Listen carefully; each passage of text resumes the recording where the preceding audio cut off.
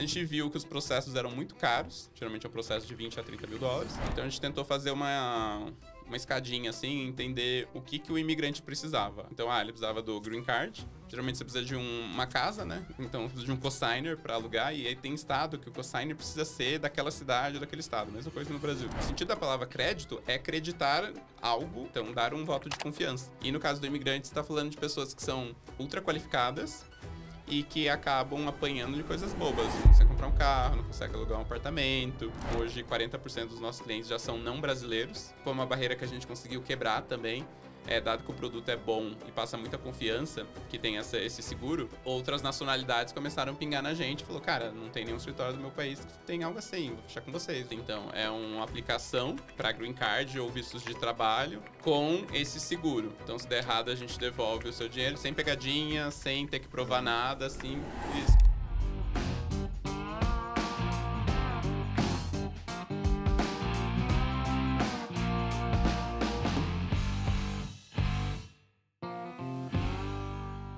Fala pessoal, sejam muito bem-vindos. Esse é mais um episódio do Let's Money Podcast, seu podcast favorito para falar dos bastidores da indústria financeira. Aqui a gente conversa com quem está construindo esse ecossistema financeiro no Brasil e no mundo. Sou Gabriel Pereira, sou fundador da Let's Money e host aqui do podcast.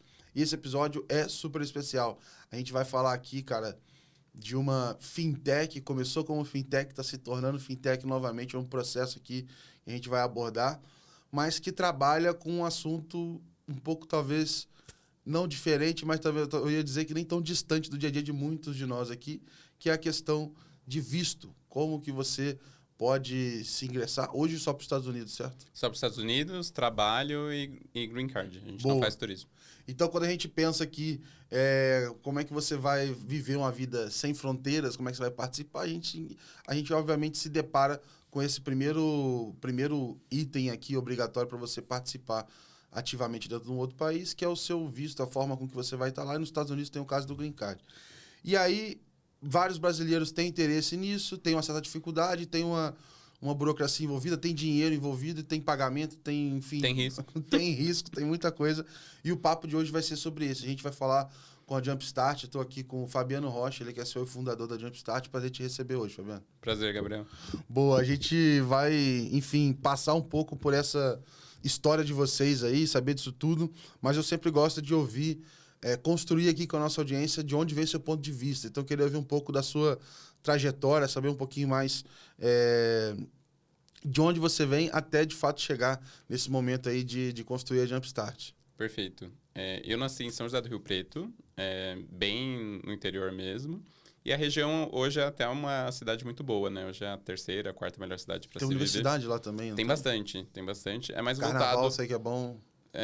Nunca fui, eu era muito novo para ir, estava muito ocupado estudando matemática, mas boa. Não consegui. Mas é uma cidade muito voltada para agro e medicina. De modo geral, eu morava muito afastado assim da região central, né? Quase 1 hora, basicamente. Caramba. E é até uma região que no começo não tinha água, eletricidade, aí com o tempo foi desenvolvendo, melhorando. Minha família foi praticamente a primeira do bairro. Caraca. E se tornou um bairro muito populoso, assim, com 30 mil pessoas, classe D e E, basicamente. Meus pais nunca estudaram, então meu pai é pedreiro, minha mãe é faxineira, e eu tenho 3 irmãos. Então, estou dizendo tudo isso porque eu basicamente nasci nesse lugar. E tudo que eu explorava que era diferente disso, eu achava sensacional. Então, você é mais novo, mais velho? Eu sou o terceiro. Na escadinha ali são 4, né? Eu sou o terceiro. Uhum. E pra mim, tudo que era diferente, que fugia disso, do que era comum ali, era muito divertido, legal. Então, se você me desse uma revista, um livro, adorava ler, estudar todos os assuntos possíveis, assim, desde... Eu lembro que me deram um livro que tinha os mapas das estrelas, até a formação rochosa, de tipo de pedras, e eu ficava decorando, assim.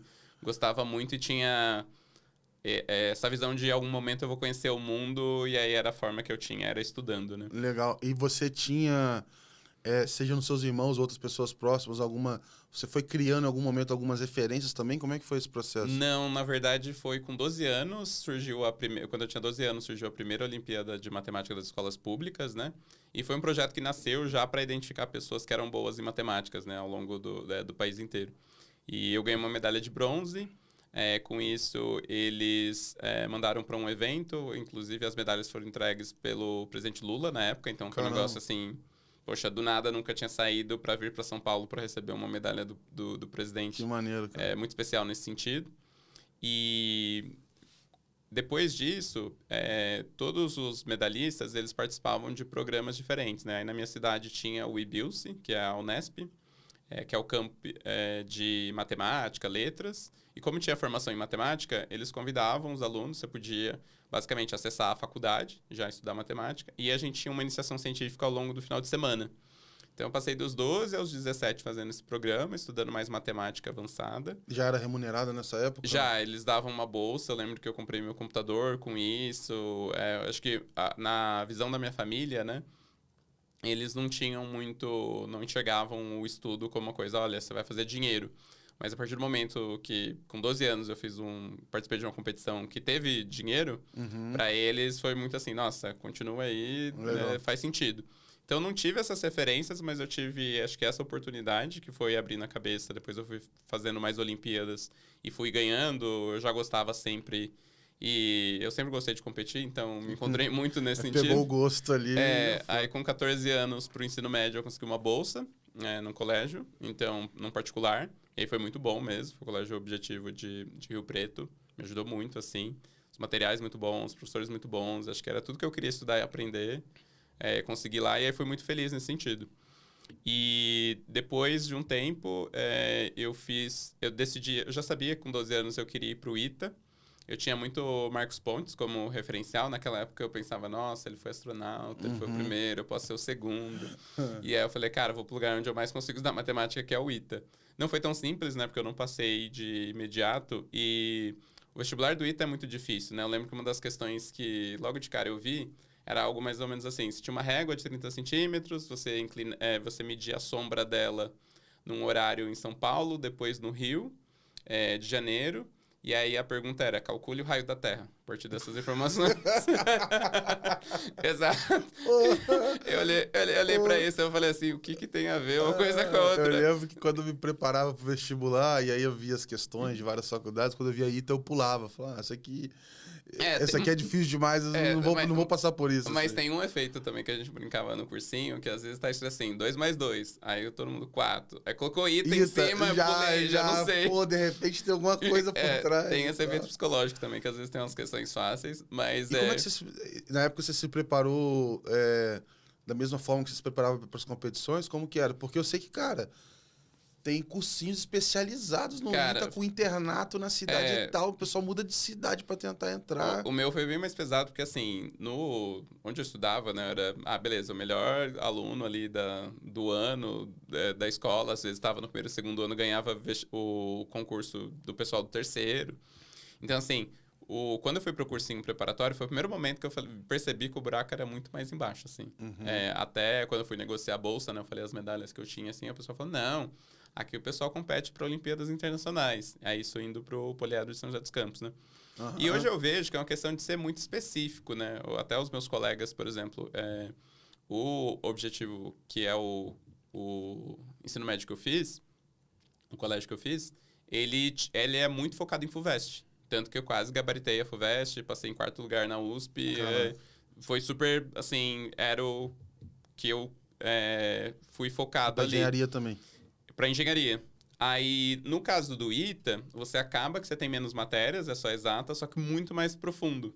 Então, muita gente, por exemplo, que às vezes passa, eles não têm noção nenhuma de geografia, de história. Então, hoje eu vejo também um pouco como você aloca o seu tempo, né? Legal. E aí, no cursinho, era bem pesado, acho que era a mesma coisa de Olimpíada, só que sem parar. As Olimpíadas, querendo ou não, fazia porque eu gostava, eu estava no meu ritmo. Só que do cursinho, querendo ou não, você tinha que estudar, que era da 1 até as 10 da noite, que era a gente tinha aula, e eles pediam pra gente estudar das 6 às 12. Você pode estudar no horário que você quiser, obviamente, mas eu recomendava vocês dar 6 horas por dia, além das aulas. Tu imagina hoje a galera com o cérebro comido por TikTok, você imagina a pessoa estudar de 1 até 10 da noite, não tem atenção pra dedicar a isso tudo. Não, é bastante, mas realmente tem esses problemas que são mais complexos, né, esse que eu falei do raio da Terra, né, ele foi até resolvido pelos gregos e com algum grau de precisão, assim, bem próximo mesmo da realidade. muito tempo atrás. E aí, usando técnicas e concentração também. Então, tem algumas habilidades, acho que principalmente em engenharia, que Legal. hoje tem uma tendência muito forte, que é conteúdo pílula, né? Todo mundo fala assim, vou ensinar tal coisa no TikTok. Em matemática e engenharia, não necessariamente isso vai funcionar, né? Você tem que Justo. sentar a bunda. E eu sempre tenho um lema que quando alguém fala que não tá conseguindo fazer uma coisa, eu falei, olha, quanto tempo você gastou de bunda na cadeira? A pessoa falou, nenhum. Eu falei, gasta ali umas 3, 4 horinhas, depois daqui a pouco você volta. Geralmente resolve. Boa, Então, acho que tanto a preparação quanto o próprio ITA depois me deram uma resistência muito grande, assim. Hoje, no nosso caso, a gente tem que ler muito texto, tem que ler muitos documentos, às vezes em inglês, às vezes em português, em espanhol. E hoje eu vejo que a gente tem essa resiliência, até o meu sócio também, porque a gente passou por esse processo, assim, que é, para algumas pessoas, cruel, mas ao mesmo tempo você aprende muita coisa, né? Então ajudou bastante ficar afiado, assim, academicamente. E como que foi durante a formação ali, você foi direto já ter o lado do empreendedorismo ali surgindo? Eu já sabia, e aí, assim, no meu caso, os meus pais, eles nunca tiveram um emprego formal, né? Eles faziam mais bicos, até porque eles não sabiam fazer algo diferente disso, né? Meu pai tinha alguns projetos, mas às vezes ficava desempregado, teve momentos que ele ficou muito tempo desempregado. E isso foi uma coisa que me marcou quando eu era criança. Então, era muito voltado para a superqualificação. Então, tudo que era curso técnico profissionalizante eu fazia, tanto que durante o colegial eu fazia o ensino médio no Objetivo, à tarde eu fazia Senai e à noite eu fazia Senac. Caraca. Aí eu fiz curso de eletricista de manutenção e design industrial, que era a parte que eu mais gostava, era desenhar. Cara, eu fiz técnico em agropecuária, cara. Olha aí. E não usei, acabei não usando. Mas... Então, assim, eu gostava de estudar tudo, ao mesmo tempo essa questão da qualificação, eu falava, cara, eu vou fazer o máximo, porque eu quero trabalhar num emprego e que quero ter um crachá ali, assim. E aí, quando eu entrei na faculdade, eu lembro que eu passei na frente da Ambev, assim. E aí eu olhava e falava assim, nossa, acho que eu já vou trabalhar aqui algum dia. E eu estava certo e errado ao mesmo tempo. Eu trabalhei lá, mas não... Não naquele lugar. Hoje eu não me vejo, assim, em nenhuma empresa. E olha que eu acho que a Ambev foi um dos lugares, assim, que mais me ensinou. Porque foi meu primeiro estágio, né? Em empresa grande. Você fez aquele Next lá? Ou... Não, eu vou contar, mas eu fiz basicamente um programa que eu criei. Fui eu bater na porta do pessoal da Ambev, queria fazer estágio. Aí negociei com o pessoal do ITA, eles já contratavam bastante gente do ITA, principalmente o pessoal dos anos mais avançados. Só que eu entrei, estava no primeiro ano, eu falei, cara, quero muito fazer e tal. Aí o pessoal falou, mais difícil, pessoal do primeiro ano. Aí eu chorei lá, falei, cara, tem muita gente interessada. E eu conheci o VP de gente gestão. Aí ele falou, cara, traz lá uma galera. E aí eles acabaram, no final, contrataram 17 pessoas. Caraca. Pra fazer estágio de férias. Que maneiro, maneiro. E aí eu ganhei uma bolsa da Ambev. E depois, quando eu fui pra fora, eu precisei de um sponsor. Eu tinha o dinheiro pra pagar, mas minha bolsa foi cancelada. E aí foi o pessoal da Ambev que ajudou também. Então, assim, mais mãe que eles não existe. Que maneiro. Me ajudaram bastante. E aí você... Porque assim, tem até uma certa dificuldade da galera do ITA, porque para vir de São José para trabalhar aqui, estagiar e voltar, é uma situação que não é tão trivial, né? No ITA só dá nas férias, e aí o meu plano foi assim, eu já sabia que eu queria empreender, mas ao mesmo tempo eu tinha essa coisa de, eu falei, cara, como que deve ser trabalhar num lugar estruturado, né? Então, logo no primeiro ano eu fui atrás disso, né? No primeiro semestre eu não conseguia, eu fui trabalhar numa fábrica que nem tinha nome, estava falindo praticamente como voluntário de graça. Depois o dono até deu um dinheirinho pra gente ali, porque a gente estava ajudando em algumas questões. E eu era muito vidrado em logística. E aí era uma fábrica de confecções. E eles me contrataram, né? E aí quando eu contei isso no processo da Ambev, eles falaram, pô, já trabalhou quase de graça infinito aí, trabalha aqui. Que pelo menos você vai ganhar alguma coisa. O mais importante você já tem, que é querer trabalhar bastante, né? E aí foi por isso que eu consegui o estágio. Então, o primeiro semestre eu fiz nessa que não tinha, o segundo foi pra Ambev.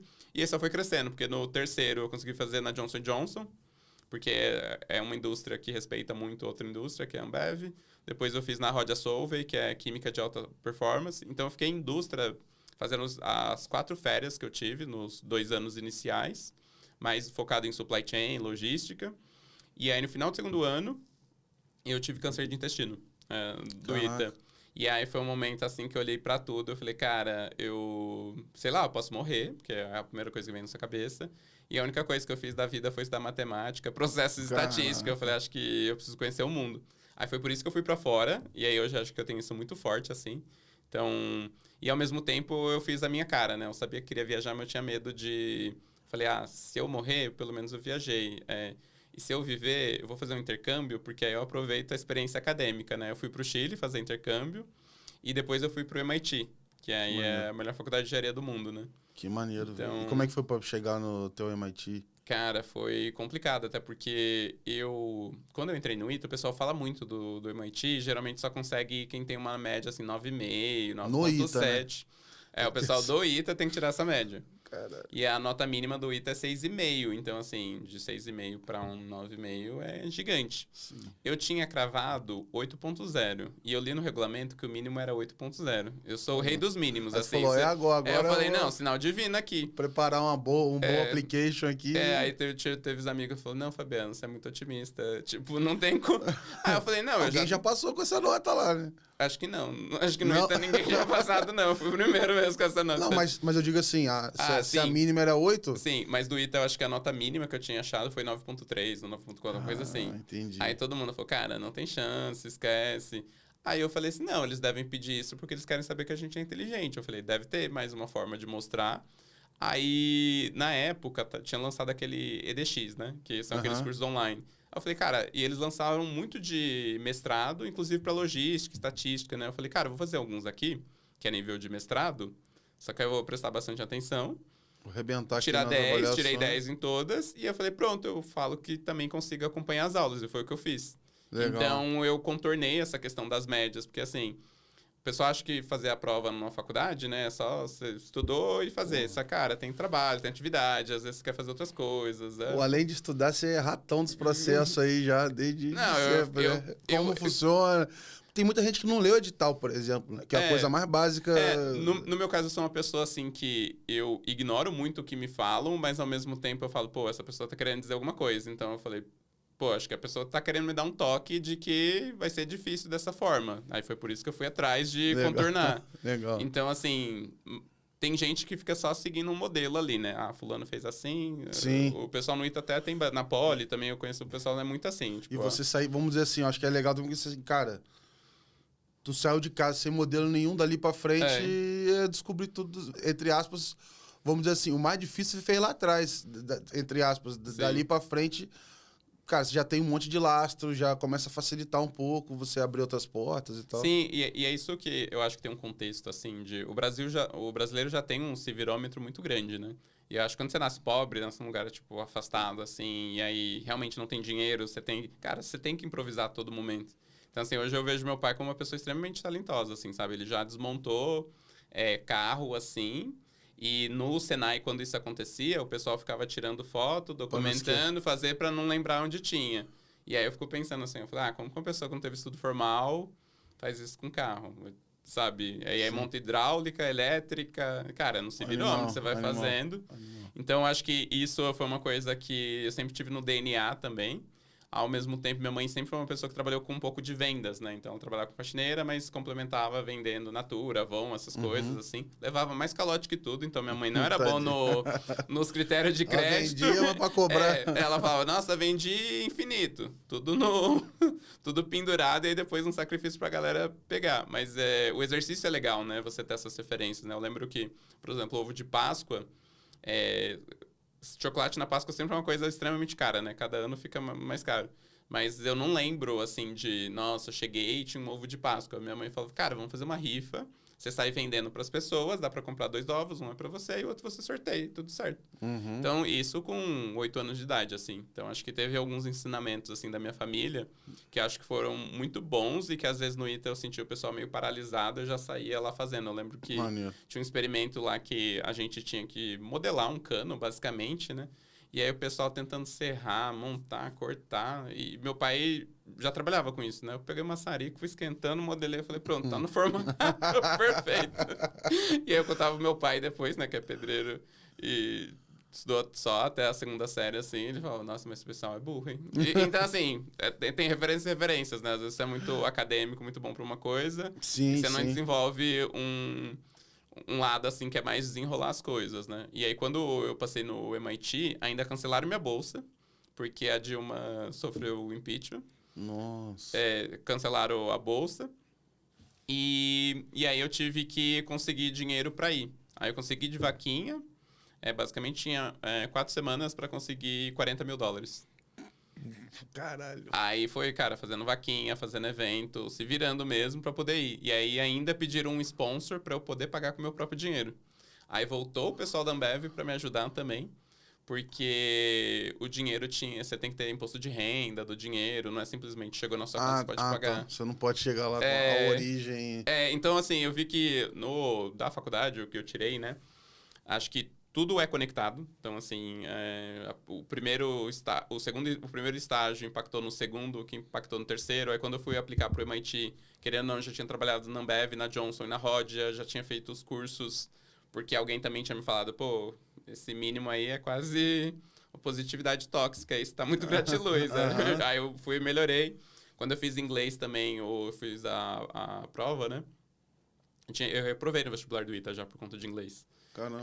E aí, no ano seguinte, quando eu fui fazer, eu prometi pra mim mesmo. Eu falei, cara, eu vou gabaritar essa porra. Tava muito, assim, nervoso. Nisso aqui eu não posso perder, né? Não, e aí, assim, inglês, aí hoje entra um pouco com o que eu gosto da minha empresa também. Toca num ponto que, cara, quem que não fala inglês? É quem geralmente não teve acesso e quem é pobre. E eu odeio perder as coisas, assim, por conta de dinheiro. Porque eu falo, cara, trabalho infinito, gosto de estudar, acho que isso é o mais importante.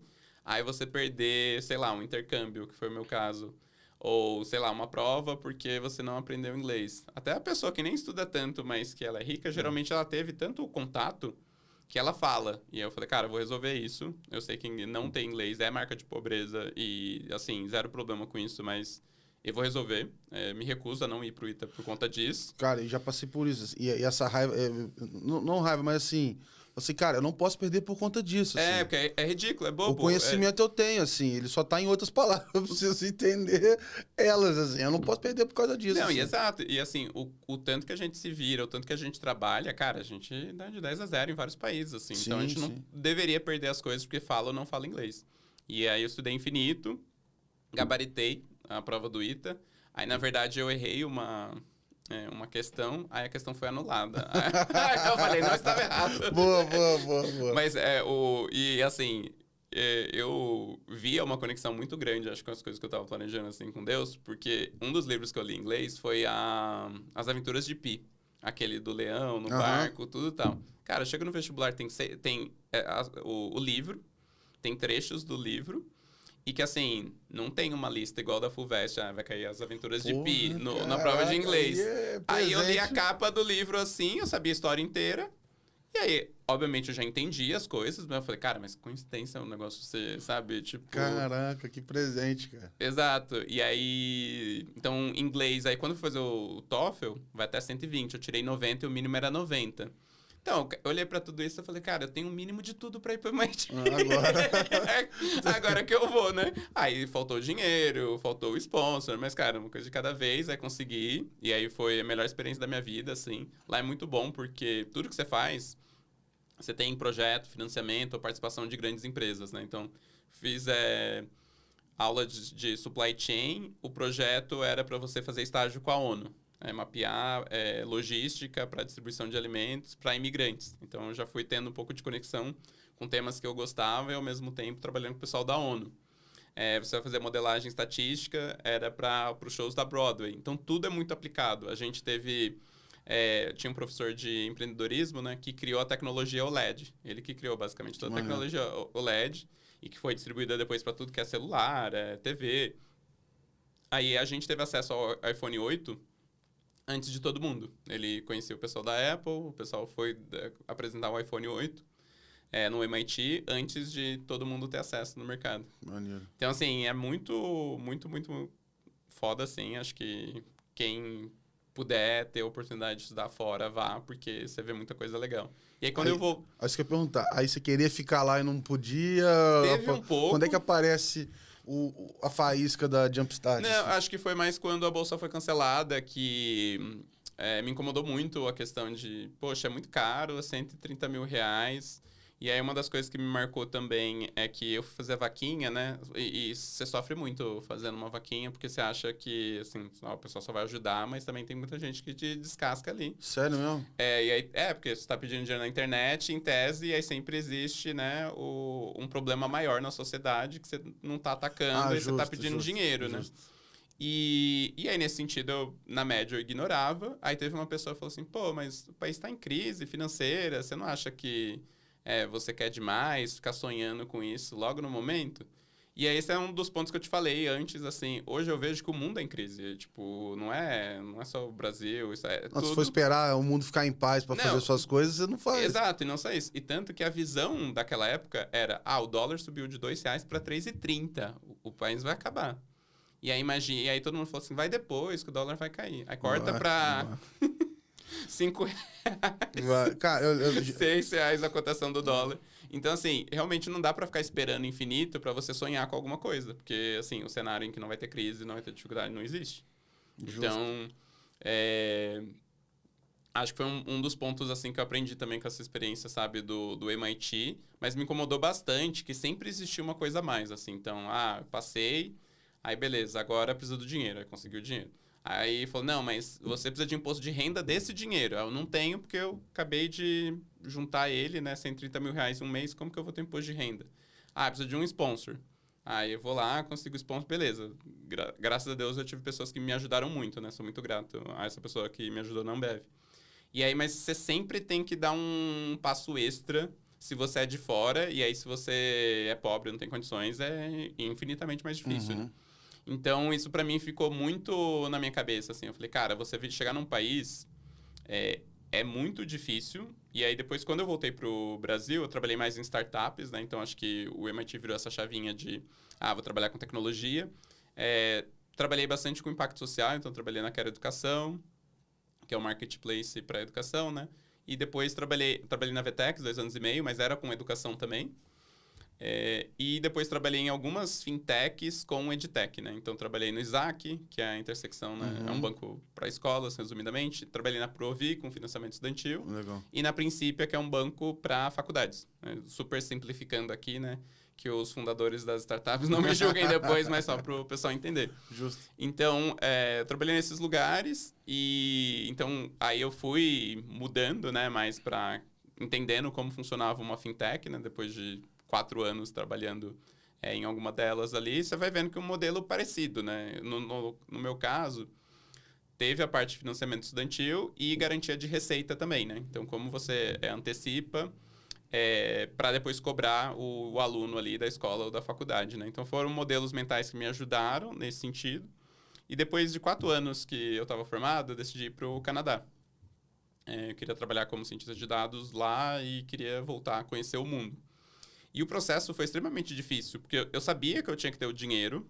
Você fazer o processo de imigração para o Canadá, hoje eu acho até mais difícil do que o dos Estados Unidos. Tem muito mais variáveis e detalhes. Eu acho que é mais acessível, só que o processo é chato e demorado. E aí, eu juntei todo o dinheiro que precisava da comprovação, só que quando eu fui alugar apartamento, sempre me cobravam 1 ano de aluguel antecipado. E aí eu caí no mesmo dilema, que se eu pagasse o aluguel, eu não tinha o dinheiro para comprovar e eu precisaria de um sponsor. Aí eu falei, putz, não quero depender de ninguém. Ao mesmo tempo eu não tenho dinheiro. Aí acabou que eu mantive meu dinheiro guardado e pedi dinheiro emprestado para pagar o aluguel. E aí, então, na minha cabeça, eu falei, nossa, tô imigrando, tipo, tô indo muito bem, tô indo já com a residência permanente garantida, processo super tranquilo. E, cara, não, o básico, assim, que é alugar um apartamento, você não consegue. E os chineses, que são os maiores detentores, né, das propriedades no Canadá, eles olham o brasileiro como um grande bagunceiro. Ele fala assim, não, você pode destruir a propriedade, o brasileiro é bagunceiro. E assim, na média pode ser. Só que rola ali, né, um preconceito forte. E a forma que eles têm de proteger e não sabem também se você vai pagar me paga 1 ano antecipado também. Então, realmente, você reseta a sua vida. E muita gente me falava isso, você vai resetar a sua vida, você vai renascer. Aí eu olhava assim pro passado, assim, 30 anos atrás. Eu falei, acho que não tô afim dessa experiência. Acho que não faz sentido. Caramba, cara. E então foi gerando muito um inconformismo, assim, de... Pô, cara, se eu for pra fora é pra ser melhor. Não faz sentido ser pior. E essa coisa de renascer é papo gratiluz aí que não faz sentido nenhum. E aí, como a gente tinha trabalhado com crédito, eu falei, cara, tem espaço aqui... Porque tudo isso é crédito, né? Às vezes o pessoal pensa muito em crédito, que é uma modelagem com risco, matemática, tudo. Mas o sentido da palavra crédito é acreditar algo ou dar crédito, né? Então, dar um voto de confiança.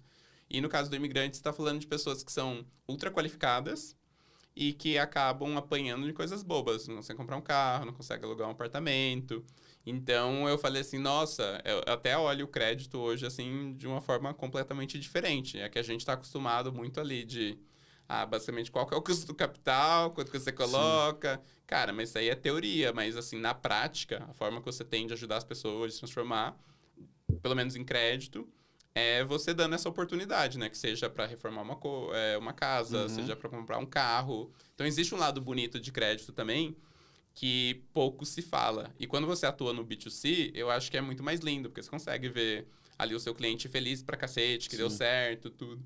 Então, a gente foi mapeando as principais dores. A gente viu que o processo é muito caro para imigrar. A gente começou no Canadá, depois decidiu pivotar para os Estados Unidos. Isso porque minha sócia tinha se mudado para os Estados Unidos também. E é um mercado maior, de modo geral. Então, aí a gente mudou de Canadá para Estados Unidos.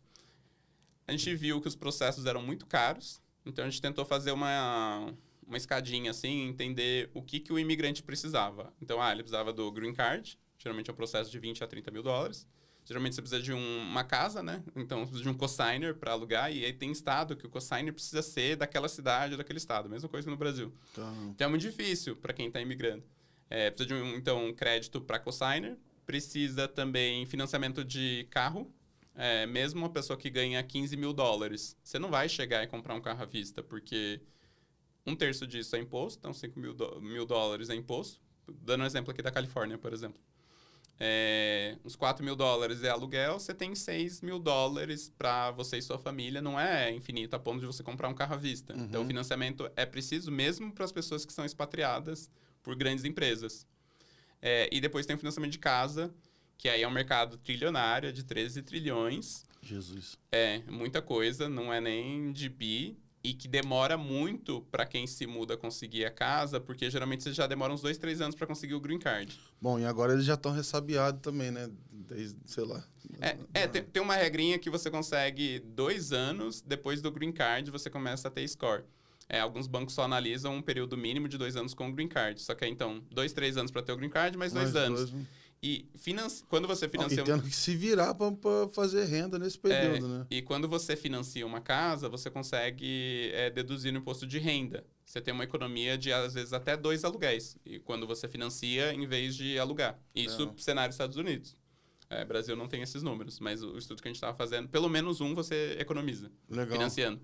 Porque você economiza já no aluguel e você também economiza em imposto. Que é uma das coisas mais caras nos Estados Unidos, é imposto de renda, né? Sim. Então, a gente olhou para tudo isso e falei, cara, vamos começar pelo começo e vamos financiar Green Card. E aí, o que a gente percebeu, como que a gente vai financiar algo que a gente não presta o serviço, né? Vamos fazer parceria com os escritórios de imigração, entender o que eles precisam ali e ser esse back-office financeiro e que tem essa possibilidade de financiar. Então, essa foi a nossa tese original. E a gente ficou 1 ano nela.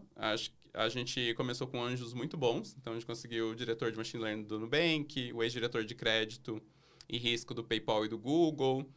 Conseguiu o Brian também, da Latitude. Então, a gente conseguiu anjos muito bons, que foi a nossa rodada Pre-Seed. Isso há 1 ano e meio atrás. Mais ou menos, a gente levantou 450 mil dólares. E a gente já tinha essa ideia de ser o back-office financeiro dos escritórios de imigração. Com o tempo, a gente foi percebendo que é um mercado muito precário. Você tem, assim, 1 zilhão de advogados, de escritórios de imigração. Todos eles são muito parecidos. Então, tá todo mundo correndo atrás de cliente, só que, ao mesmo tempo, nas tentativas que a gente teve de passar cliente, eles perdiam, eles demoravam para responder, não retornavam o cliente. Então, tem várias Eu diria que é muito artesanal ainda esse processo. É um mercado muito precário. Me lembrou, assim, e-commerce no começo do Brasil, que você não tinha uma VTEX, você não tinha uma loja integrada. E o advogado lá fora, ele tem esse... tudo bem, ele trabalha para lá, mas o lado de fora ele tem um quê pessoal, assim, as propagandas que eu vejo, tipo assim, sofreu um acidente, ligue para o John Acidentes e tá com a cara ali. Eu não sei, fiquei com a impressão, óbvio, né, que são corporações embaixo do nome de alguém ali, mas fica uma sensação de ser muito mais pessoal e talvez os advogados que morem lá e trabalham ajudando o brasileiro aqui sigam essa mesma linha aí. Também. Geralmente até os principais escritórios são de brasileiros que foram primeiro, aí eles vendem a própria história também. E o que eu fui vendo nessa história que fez a gente mudar de modelo é que todo escritório, sem exceção, falava que tinha uma taxa de aprovação de 98%, 99%. Eu, do ponto de vista estatístico, olhava para isso e falei, cara, mas por que não tem uma política de reembolso? Porque se você tem 100 clientes, 1.000 clientes, você vai retornar ali 2, 20.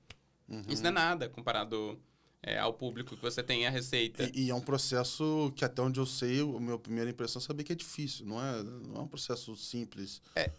O visto de turismo, tem gente que não consegue, imagina sei lá, um green card da vida aí, dependendo do nível. Eu acredito que existem mesmo escritórios que realmente têm, e aí eu acho que os outros copiam, assim. Só que você que tá olhando de fora, né, e eu também tava decidindo o meu, eu olhava e falei, cara, eu não sei em quem confiar ou não. Então... E é muito caro o processo para você pegar algo no risco. Porque quando você fala de financiar uma casa, um carro, você tem um negócio concreto ali. O financiamento ele tem uma carga emocional também de você ter um bem, algo muito bom. Então eu olhava para isso e falei, cara, é estranho. E a gente começou a fazer, a gente viu que tinha muito risco e não tinha alguma garantia, um processo que aumentasse as chances do pessoal ter mais chances mesmo de aprovar. Então, um advogado bom, ele consegue ter 95, 98, 99, só que não dessa forma que todo mundo vende, em que todo mundo tem essa taxa de aprovação. E depois de um ano, a gente decidiu pivotar. A gente também já fazia muita coisa por escritório. A gente tentava fazer ferramenta com AI, parcelamento no cartão, antecipação do parcelamento no cartão, o próprio financiamento. Então, foram várias tentativas. Chegou um momento, a gente já era já tinha realmente um back-office de operação em escritório, só faltava o advogado. Nisso, a gente já estava quase indo para falência, basicamente, depois de 1 ano e meio, mais ou menos, tendo levantado. Porque pela grana que você me falou, se você financia alguns players... Não sei se essa grana usava para financiar também. A gente fez essa loucura aí, mas aí não foi nenhum grande problema, porque o cliente pagava. Isso era muito bom. É que eu falo assim, você dividir entre carteira mais o custo de operar... Então, boa parte rápido, foi ali que você trava o dinheiro. No nosso caso, a gente gastou também em regulatório, e a gente primeiro abriu uma empresa no Canadá, depois pivotou para os Estados Unidos, e tudo isso é $10 mil, $20 mil. Então, vai indo. Chegou em janeiro, secou, assim. Os meus sócios, eles decidiram sair. Até porque a gente estava pivotando para Legal Tech. Então, a gente seria, a partir de agora, o equivalente a um escritório de imigração, só que fazendo com mais tecnologia, com mais AI. Muito focado em como que a gente aumenta as chances de aprovação e como que a gente dá alguma garantia. Eu não gosto da garantia no sentido de, olha, é 100% que você vai ser aprovado, mas eu enxergo mais como um seguro. Olha, se der algo errado, porque pode ser algo que seja culpa do escritório, pode ser algo que seja culpa do cliente, pode ser a própria imigração que decida, olha, o seu caso não vai ser aprovado e não tem explicação, eles têm pode direito... ser meio arbitrário. Então, o seguro, ele encaixa bem nesse cenário, né? Que você tem um dano e que você quer conter, e aí num cenário em que a taxa de aprovação é pequena, né? Então, considerando que a gente fizesse um bom trabalho... Taxa de aprovação alta, né? Desculpa. A taxa de aprovação é alta e a reprovação é bem pequena, não existe prejuízo em você devolver para quem não foi aprovado. E aí tem até alguns players assim que eles têm uma propaganda, mas sempre tem uma pegadinha. Então, você tem que provar que você mandou todos os documentos. Você tem que tentar X vezes. Só que aí, por exemplo, o pessoal não sabe você tentar... por exemplo, uma vez um processo de green card pode demorar mais de 2 anos. Imagina você esperar 3. 5, 6 anos para ter o seu dinheiro de volta. Então, sempre tinha pegadinhas, assim, nesse sentido. E eu falei, cara, eu quero fazer um seguro que seja simples. Passou.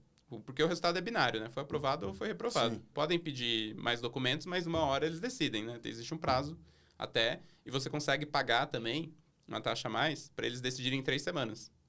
A maior parte dos vistos e o Green Card de habilidade extraordinária. Aí tem um outro que é o mais fácil, o EB2, você paga para eles decidirem em 9 semanas. Então você tem mecanismo para o processo ter fim. Não é um processo que eu vejo assim os de cidadania. Às vezes é um processo que você faz, aplica e é super aberto e em algum momento vai ser julgado.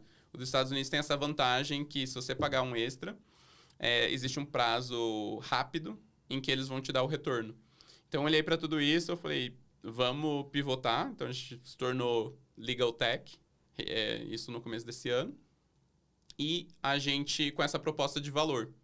Em paralelo, a gente também viu outras startups usando AI para facilitar. E, assim, dos top 10 players que usam AI, 8 falam que eu vou simplificar o processo e 2 falam que vai melhorar a experiência. Então, o pessoal está quase usando AI por usar. Então, falar a experiência com AI vai ser melhor do que o advogado.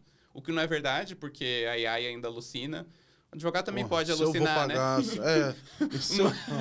Se eu vou pagar caro num processo como esse, em algum momento, cara, eu quero ser ouvido por alguém, pra eu ter confiança também. Exato. E assim, quem entende de tecnologia sabe que, cara, não é confiável, não é inteligente da forma que pensa.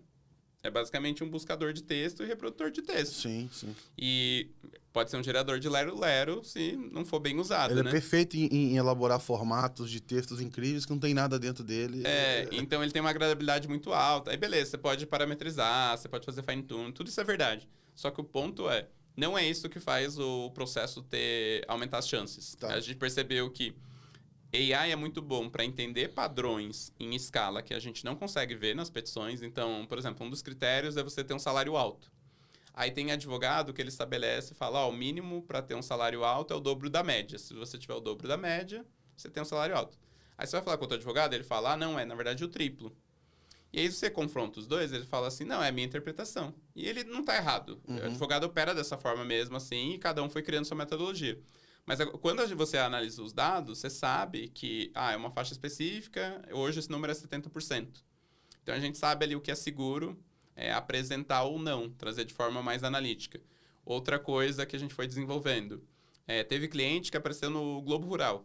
E aí, como que você prova que o Globo Rural é relevante no contexto Brasil? O Globo Rural, a gente mede o número de acessos e a gente tenta comparar com algo que ele conhece. Por exemplo, Forbes Brasil.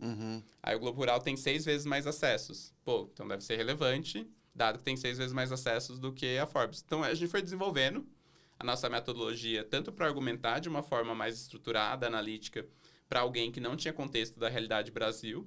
O legal é que isso dá para fazer para o mundo inteiro. Então, hoje, 40% dos nossos clientes já são não brasileiros. E que isso foi uma barreira que a gente conseguiu quebrar também. Dado que o produto é bom e passa muita confiança, que tem esse seguro, outras nacionalidades começaram a pingar na gente. Falou, cara, não tem nenhum escritório do meu país que tem algo assim. Vou fechar com vocês. E parou com aquela coisa de...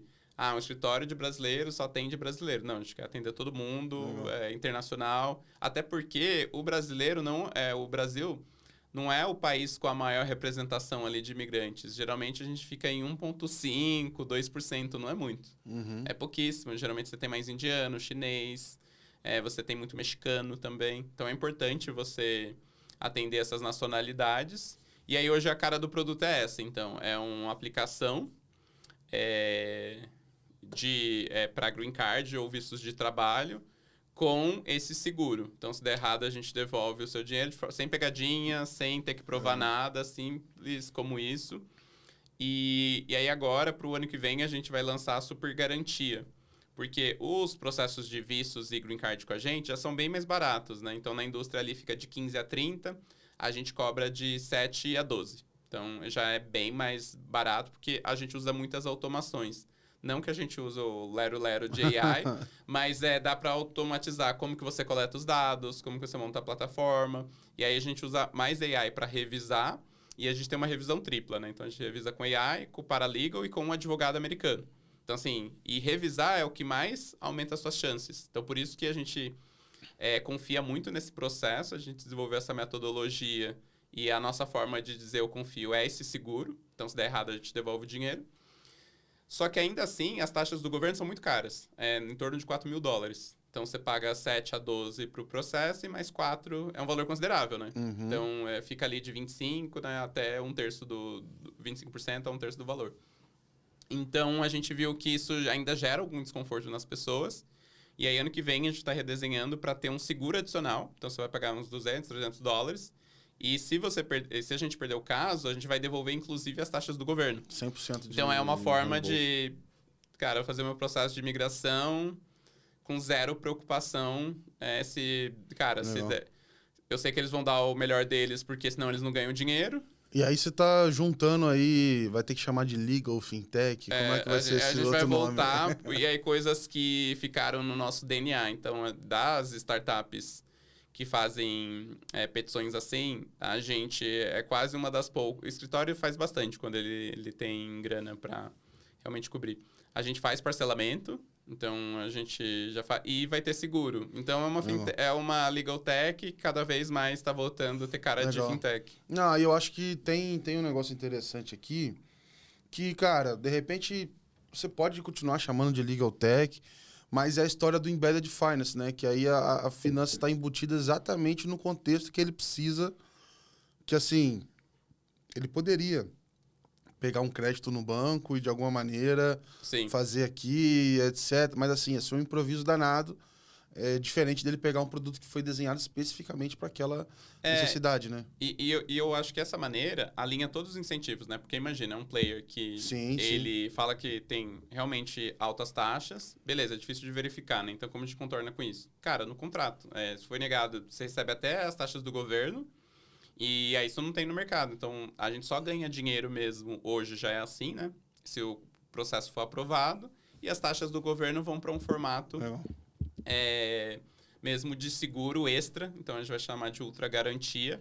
A gente só está esperando a rodada acontecer, porque é importante que para um seguro ele exista um lastro mesmo, exista dinheiro em caixa para segurar essa operação. Não precisa de muito, porque o próprio valor do seguro é o que cobre, mas é interessante que você tenha um caixa maior para suportar qualquer coisa, né? Então, a gente está esperando a rodada para implementar isso como produto no ano que vem. Legal. Cara, deixa eu aproveitar aqui e fazer uma consultoria gratuita aqui, só para mim e para toda a audiência aí, mas eu queria entender um pouco o seguinte, só fazer um desenho. A gente está falando aqui, cara, com founders, falando com pessoas que trabalham em várias empresas aí, que talvez entrem nessas habilidades especiais, mas que já se perguntaram sobre ter um visto ou não. O que dá para a gente falar aqui desses tipos de visto, para desenhar um pouquinho mais dessas possibilidades para quem tá nos ouvindo aqui, talvez não esteja tão acostumado com o tema. Perfeito. Para quem é empreendedor ou empresário, né, ou seja, se abrir um negócio, uma startup ou um negócio mais tradicional, tanto faz, você tem 8 possibilidades de ir para os Estados Unidos. Caramba. Ontem eu estava escrevendo um artigo para um jornal e eu falei, nossa, é muita coisa. Eu tinha na cabeça assim que era 6, aí eu falei, cara, são 8, na verdade. Então, são muitos caminhos que você tem. E tem tanto caminhos mais rápidos, que são os vistos de trabalho, os vistos para empreender, quanto caminhos mais sólidos, que aí é o caminho para Green Card, para quem já sabe quem quer morar.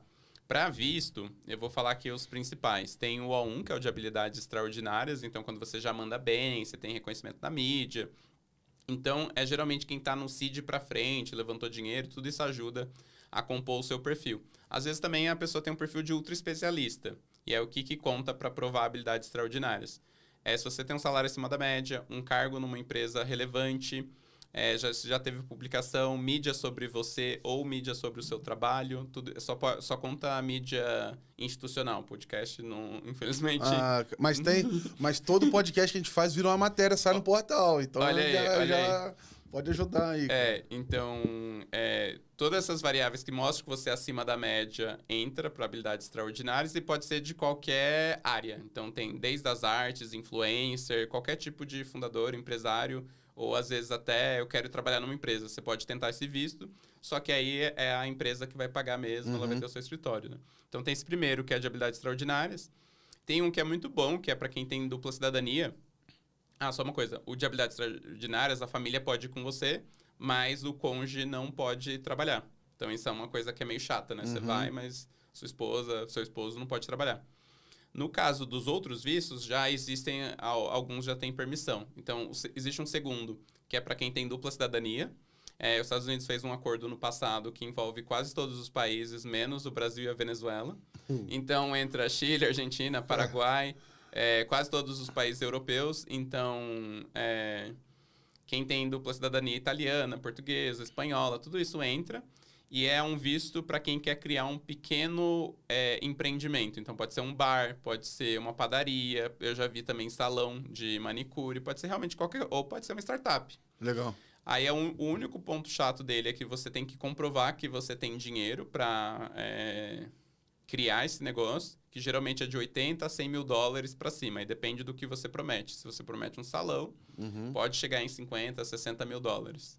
Então, e aí esse é legal porque o cônjuge pode trabalhar onde quiser. Não precisa ser patrocinado por ninguém. Ele tem autorização livre de trabalho. Aí tem esse que é para dupla cidadania. Tem outro que é muito bom, que é para quem já é empresário aqui há mais de um ano. Fatura ali em torno, eu diria, mais de 6 milhões, 5 milhões por ano de reais.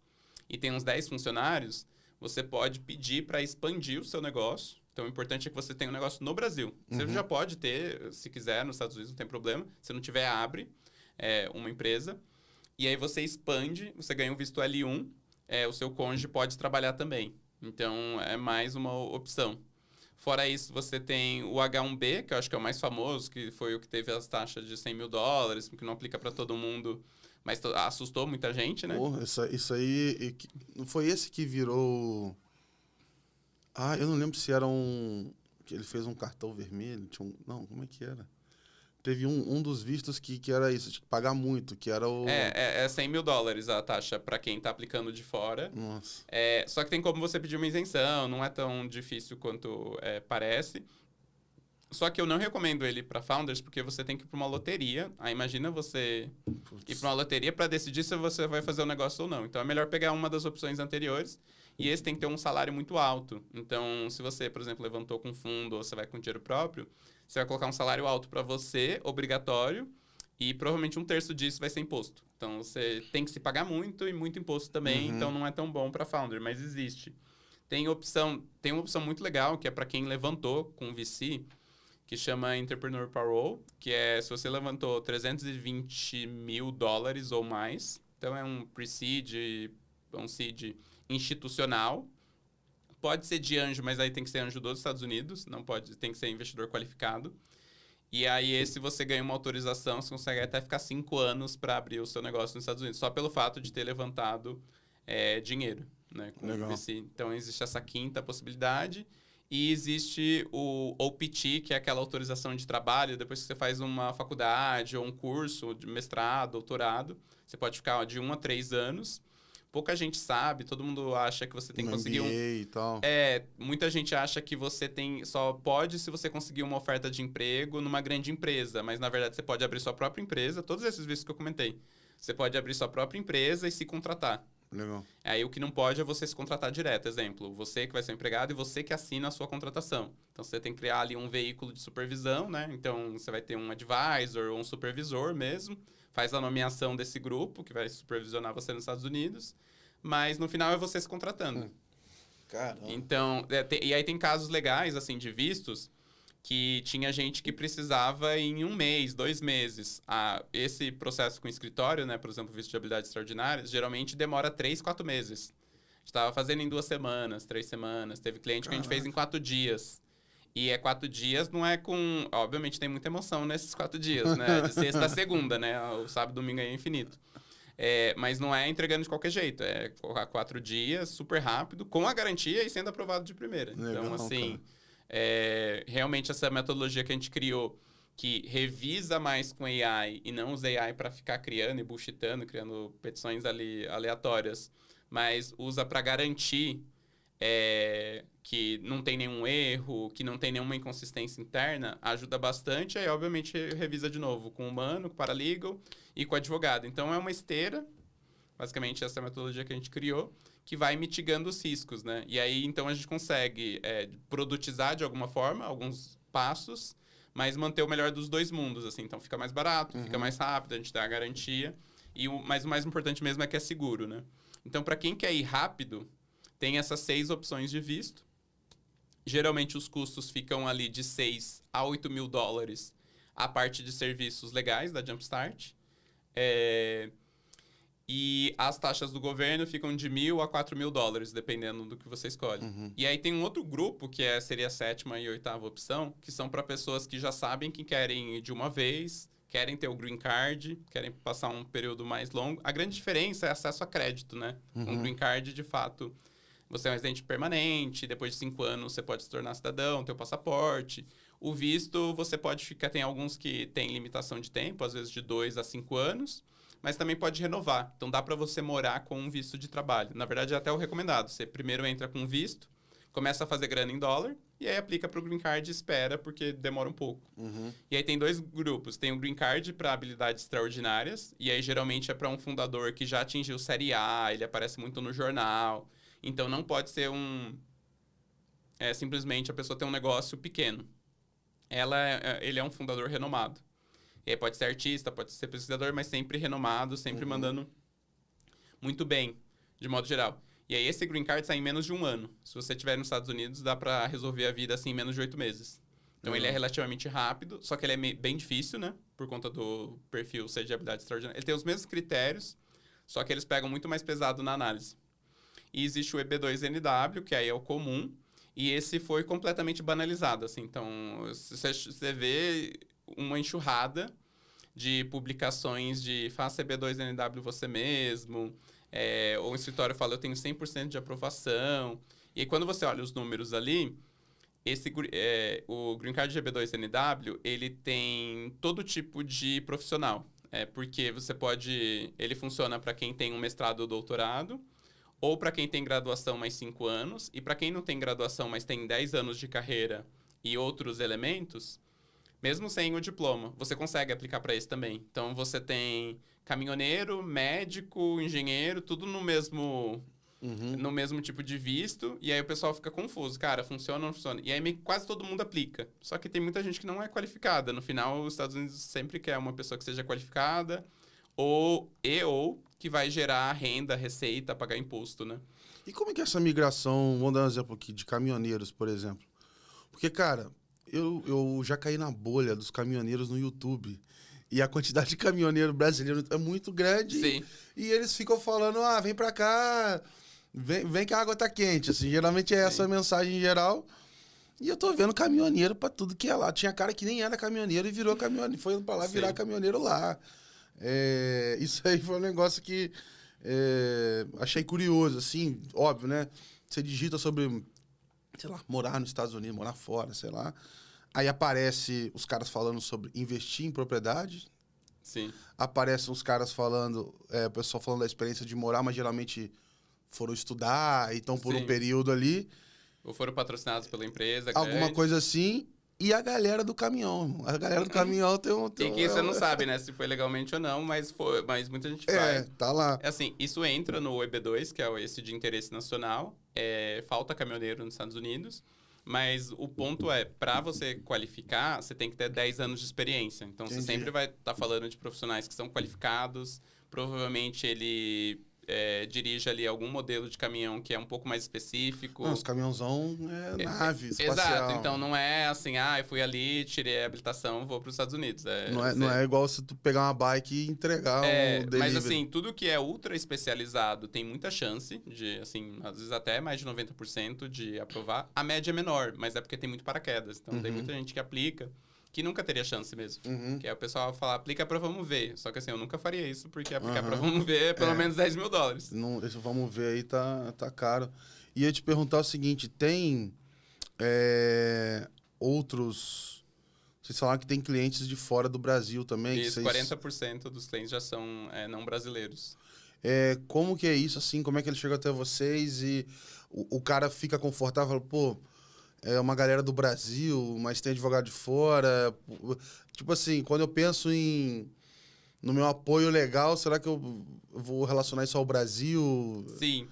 Eles perguntam bastante, então por isso que eu até viajo bastante nesse sentido. Será que é risk-free mesmo? Ou tem um brasileiro me enganando aqui? Cara? Não, mas isso, quando a gente investiu bastante em mídia no Brasil, né? Então, mesmo não sendo mídias nos Estados Unidos, a gente não lançou a Jumpstart nos Estados Unidos. A gente começou pelo Brasil, fez uns testes Latam, assim.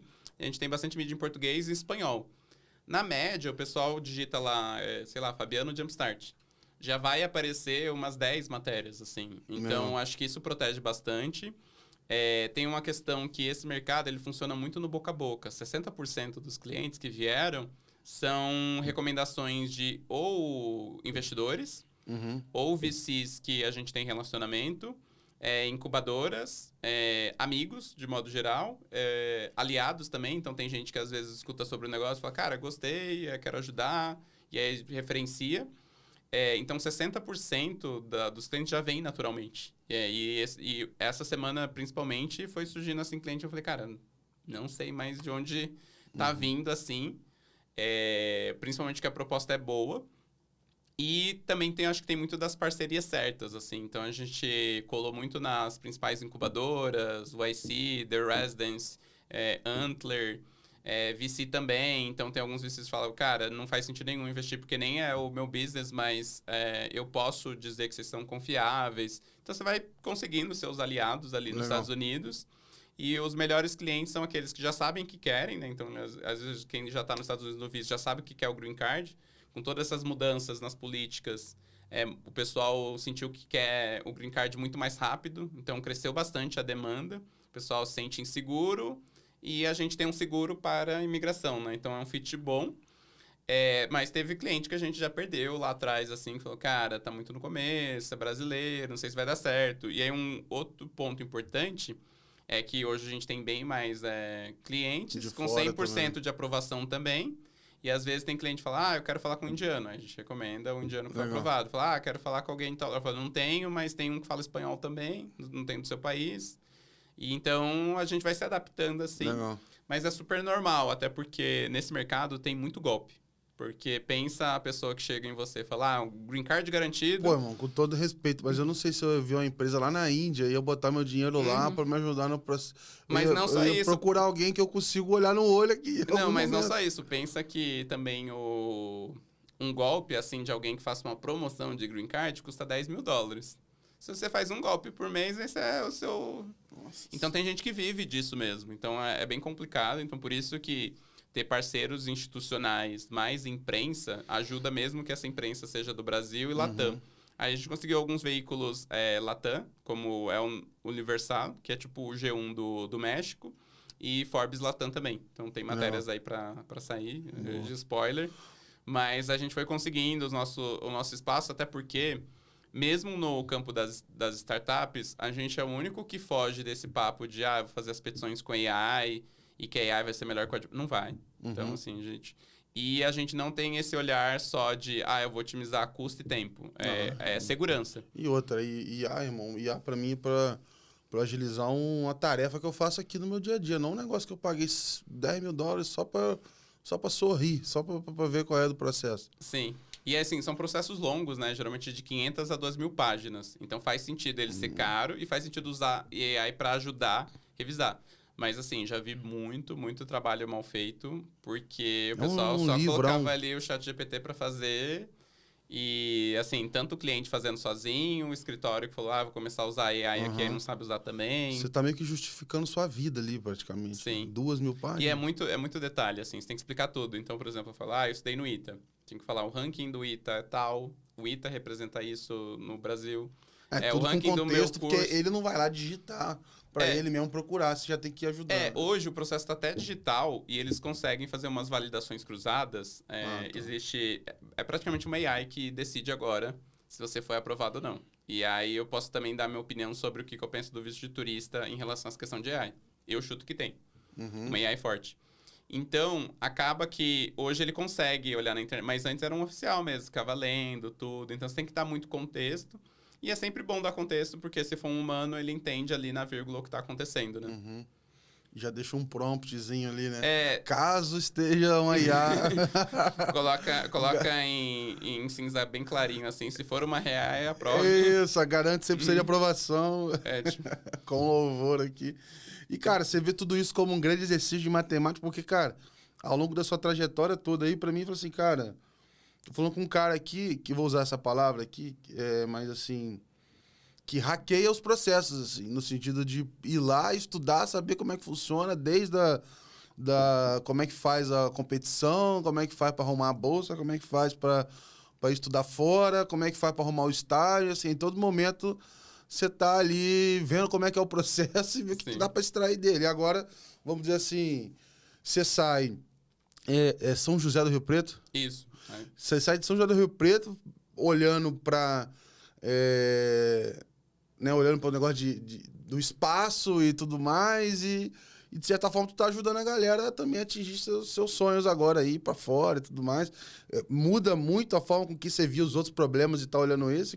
Cara, pra mim não, mas eu acho que é estranho pra muita gente, né? Eu tenho algumas habilidades estranhas, né? De coisas diferentes que eu já fiz, né? Por exemplo... Certamente você deve saber muito sobre milhas, por exemplo. Não sei, na minha cabeça... Não, isso aí eu não sei nada, eu sou horrível. No dia que você parar, você vai gabaritar. Não, mas o meu maior defeito, por exemplo, eu não sei nada de direção. Eu acho que toda vez que eu tive que decidir em comprar um carro e fazer outra coisa, eu fui viajar. E aí eu nunca comprei o carro, não sei dirigir. Eu tenho uma habilidade, que às vezes eu falo que é inútil, mas eu acho que é muito útil, que eu trabalhei corrigindo redação no cursinho que eu fiz pro ITA. Então, chegou um momento que eu tinha estudado tanto, e aí o pessoal falou assim, nossa, tá nesse cursinho há tanto tempo, não passa, daqui a pouco vai dar aula. E foi o que aconteceu, passei da aula porque é difícil, você passar no vestibular do ITA é muito mais difícil que um de medicina, por exemplo, tanto que eu passei muito antes. E você consegue dar aula para o pessoal de medicina, que vai fazer direito, outras engenharias. E uma das coisas que eu fiz, eu dava aula de física, matemática e redação. E aí todo mundo estranhava essa questão de redação. Mas, cara, depois que você fica tanto tempo estudando uma coisa, você fica bom. No meu caso, 6, 7 anos estudando para concurso, né? Para vestibular.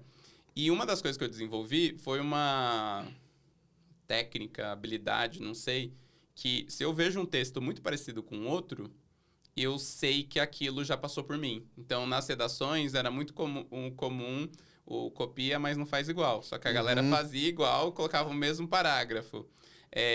Por exemplo, tinha alunos que começavam a redação assim, o uivo do vento, sei lá o quê. Aí eu falei, quem começa a redação Google? Aí eu lá, o uivo do vento no Google. Aí via que era um parágrafo de alguma redação que estava pública e a pessoa copiou da internet. Caraca, então eu fui desenvolvendo essa habilidade e que hoje a gente usa muito na Jumpstart, né? Porque você tem que falar o máximo do seu cliente de uma forma positiva dentro de coisas que existem, mas você não pode falar exacerbadamente. Exemplo, a gente atendeu um cliente que ele construiu a maior rede de um tipo de negócio X. Só que quando você faz esse tipo de afirmação, eu não vou falar o tipo de negócio, não identifica a pessoa. Não, fica tranquilo. Mas quando você fala esse tipo de afirmação, você é o maior de todos, você tem que provar, você tem que trazer um ranking. Então, aquele texto ali ele já não cabe. Você tem que falar, fez uma grande empresa nesse segmento com X e você fala do impacto. Então, tem alguns padrões que hoje, com AI, eles vão te trucar a todo momento, assim, de, essa informação aqui foi apresentada dessa forma. Lá na frente, na petição, é diferente de outra.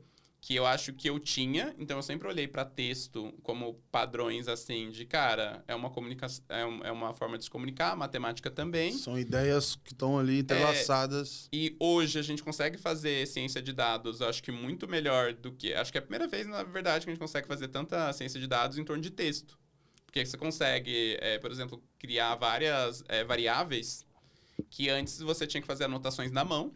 Exemplo, o texto menciona um cargo de liderança. Você tem que ir lá e falar, sim. Hoje você manda uma AI e ela fala, tem 3 vezes essa aparição, tá dando essa mensagem. Até, sei lá, se você gravar os seus calls e pedir sugestões pro ChatGPT, ele fala quais palavras você está repetindo, qual que é o seu humor. Então, tudo isso dá para fazer com texto, com comunicação, de uma forma que dava para fazer. Só que, ao mesmo tempo, eu sempre fui uma pessoa que tive essa intersecção de gostava muito de português, de línguas em geral. Tive o ranço aí do inglês, mas já fiz as pazes. Gostava de matemática. E eu falei, vai chegar um momento que vai ter tecnologia para destravar isso. E aí, para mim, é super conectado. Aí, quando eu falo com o pessoal, às vezes, mais de humanas, de texto e de direito, a galera fala, não, isso não tem nada a ver com matemática.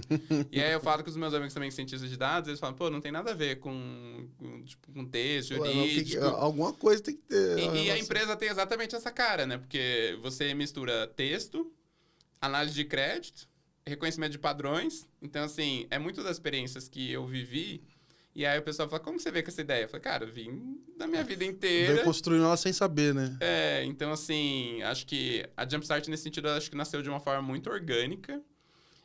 E pra mim, acho que tudo é interconectado. E geralmente a gente não gosta do que a gente não entende, né? Então, mas eu acho que quando você gosta, você começa a conseguir fazer essas conexões que às vezes não são óbvias, mas a inovação pode estar ali, né? No nosso caso, você trazer uma coisa de fintech, que é um seguro para um serviço legal, mas que no final do dia faz todo sentido porque todo mundo está com medo.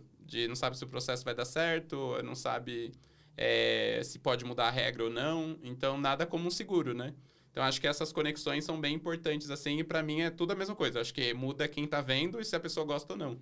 Boa, boa. Cara, sensacional, assim, parabéns pela trajetória aí, pela construção, acho que muito, muito legal. E realmente é uma proposta de valor bem diferente, assim, eu acho que para quem tá fazendo deve realmente, foi o que você falou, acho que segurança é a palavra-chave ali para um processo que, cara, é muito relevante na vida da pessoa. Né? Sim, e Às também vezes é mais relevante do que a própria compra de um imóvel. Sim, e tem alguns casos que a gente pegou, né? A gente pegou 2 clientes extremamente difíceis, assim. Um era para visto, outro era para green card. A pessoa do visto ficou um tempo sem trabalhar e ela estava aplicando para o visto de habilidades extraordinárias. É difícil você justificar isso e você compor, assim. Então, ele estava, assim...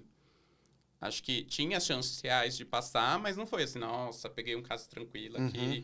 E o outro era um estudante PhD, que ele estava no curso ainda, só que geralmente você tem que mostrar que a pessoa está no topo do campo dela. E aí você não pode apresentar ele ao topo dos estudantes de PhD, você tem que falar que é o topo dos pesquisadores. E aí como você justifica que alguém que está na faculdade é tão relevante assim? E aí são processos que a gente revisou, e a gente tem um negócio na Jumpstart, né, que eu tenho isso muito forte. O cara sai de lá se vendo de outra forma. Não, e aí tem um negócio que é muito importante, cara, a gente faz o que tiver que fazer, de gastar de mais revisão, colocar mais advogado pra fazer, levar mais tempo assim, leva ao limite mesmo, porque a gente só vai ganhar se a pessoa for aprovada. E assim, se for de alguma forma para perder, a melhor coisa que você faz é gastar com advogado para revisar ao máximo, trazer outras pessoas para pensar e, de fato, entregar a melhor petição. Porque pode sair no 0-0, mas pelo menos a pessoa teve a vida impactada. Essa pessoa do Green Card foi assim. A outra a gente conseguiu ter alguma margem ainda. Mas os dois, assim, de todo mundo, assim, cara, que hora que vai sair esse resultado aí? Daqui 15 dias. Aí todo mundo nervoso, assim, o cara do visto chorando. Ele falou, pô, cara, quanto tempo que eu não tô esperando isso? Eu tava pensando em ir para uma opção que um amigo pagou bem mais caro, não me deram a atenção que vocês deram, não me deram a segurança que vocês deram, e aí o processo dos dois passou liso. Então foram os casos mais difíceis que a gente teve esse ano e os dois passaram. Então essa questão dos dados ajuda muito a entender quais são os limites mesmo, porque a lei de imigração ela é muito ampla e é interpretativa, isso fica na mão dos advogados, mas você tendo dados, analisando os padrões, você consegue falar, não, é possível você passar. E alinhar as expectativas também. Tem clientes que a gente fala, olha, o seu caso é de risco. A gente vai manter a garantia, não muda nada pra gente, mas só para alinhar aqui, existe um risco. A gente vai fazer o melhor. E aí, graças a Deus, todo mundo foi aprovado. Tem até os casos mais difíceis. Mas eu acho que matemática ajuda a traduzir bastante também e setar todas as expectativas. E aí, nesse caso, até pessoas, assim, teve escritório que recusou. Falou, cara, não pega o seu, porque você não passa, é perda de tempo. Coisa assim, de 5, 6 escritórios recusando a mesma pessoa. Caramba. E a gente pegar e aprovar. Não que, assim, nossa, cara, vocês estão fazendo mágica aí com AI. Mas, cara, nada como você sentar, ver todos os exemplos que deram errados. Eu mesmo, hoje, já li mais de umas 600 petições em relação ao que deu certo e que deu errado. Caraca. Que era uma coisa que eu nem sabia que existia essa energia em mim para poder ler tanta coisa assim. Mas, obviamente, valendo $10 mil, leia aí. Obviamente você lê, né? Dá um interesse. Dá um interesse, assim, meia-noite você tá ali, ó, você revisa tudo. Então, é uma forma de alinhar os incentivos, né? Porque, assim, você ser advogado e aí você coloca lá o seu trabalho, se você fizer bem feito ou mal feito, você já ganhou o seu... tipo, você não vai dar o gás infinito. Então, eu acho que essa questão de alinhar o incentivo faz toda a diferença. Né? E também a gente vê isso como tendência mesmo, né? Porque você tem advogado cobrando por hora, né? Legal Services já é uma área que você já tem agentes, né, cobrando por task, por ticket, de modo geral. E aí a gente entende que o último estágio é você cobrar por resultado. Então esquece essa coisa de, eu usei AI só para fazer e cada vez que eu faço eu te cobro. Mas, cara, o que importa é a qualidade. Então você fez e entregou, você cobra. Tanto que para quem é empresa, quando a gente pega carteiras um pouco maiores, a gente dá bastante flexibilidade de pagamento. Inclusive, tem empregadores que ele vai pagar depois que sair o resultado. E aí a gente consegue fazer isso porque uma empresa é muito mais fácil de cobrar. Uma pessoa no B2C, um indivíduo, você tem que procurar. A empresa não vai sair de lugar, né? Pelo menos não tão fácil. Então, a gente consegue fazer algumas composições que aí até volta a ser fintech, que paga só depois do resultado, parcela. Enfim, a gente consegue dar toda uma camada, uma roupagem de fintech para algo que era super quadradinho, tradicional e que gerava muita insegurança em muita gente, né? Boa, cara. Pô, realmente, cara, parabéns mesmo pelo negócio. Se você que tá nos ouvindo aí, tiver interesse, tá pensando em fazer isso, cara, procura o pessoal da Jumpstart. Acho que seja para tirar uma dúvida, acho que tem a própria... Pode procurar o time deles, mas tem a própria IA que hoje já ajuda muito isso, né? A gente tem uma AI que é bem legal nesse sentido, que no site você consegue tirar suas dúvidas, enfim, alinhando as expectativas. O grande diferencial dela não é que ela é mais inteligente que o outro, não. Ela tem uma curadoria de dados que a gente sabe que é o que funciona para imigração, então você não vai encontrar informação errada. Legal.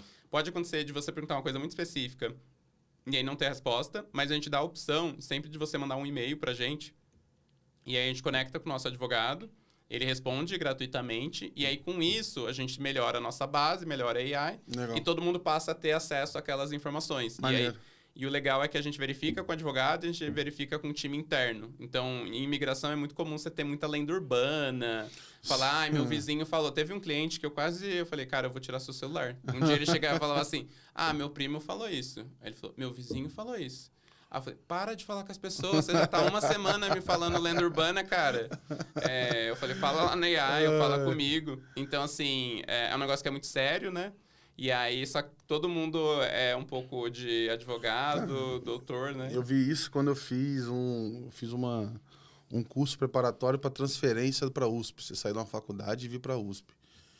E, cara, tinha um monte de lenda urbana. Tipo assim, você não pode sair de uma faculdade privada para uma pública. Sim. Só pode de federal para federal, estadual para... Tinha até só regras. Pode ser do mesmo curso, estadual para estadual, federal para... Falei, da onde saiu? Não tem nada disso no edital. Sim. E aí teve gente que fez lá e tal. Aí o cara saiu, o cara estudava na Unip, foi aprovado na prova, Sim. Passou para a USP, o cara mudou a vida do cara. Sendo que é isso, se ficasse na lenda urbana... então acho que o principal ganho é esse, e também aí se tiver uma dúvida muito específica, manda pra gente, que a gente conecta e revisa com o advogado e devolve, e aí é bom que isso melhora a AI também, então todo mundo passa a ter acesso.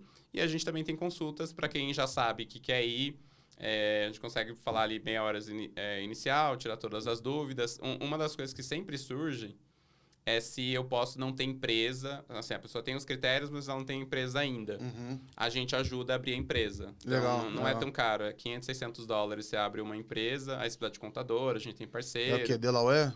Isso. Geralmente o pessoal abre uma LLC ou C-Corp, né, em Delaware mesmo.